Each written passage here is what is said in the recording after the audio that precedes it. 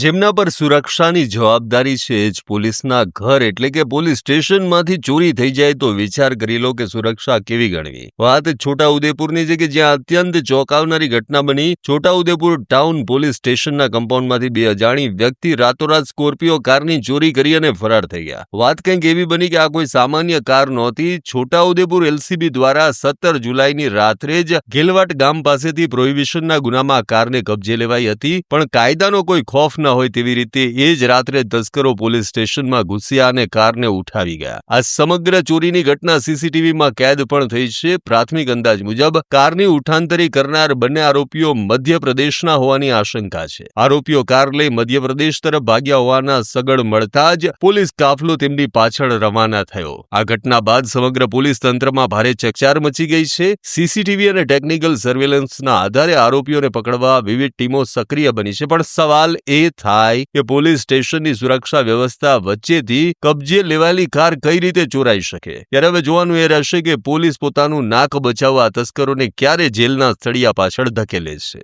હજુ સુધી તમે અમારી ચેનલને સબસ્ક્રાઇબ નથી કરી તો અત્યારે જ ન્યૂઝરૂમ ગુજરાતને સબસ્ક્રાઇબ કરો, ફેસબુક અને ઇન્સ્ટાગ્રામ પર ફોલો કરો।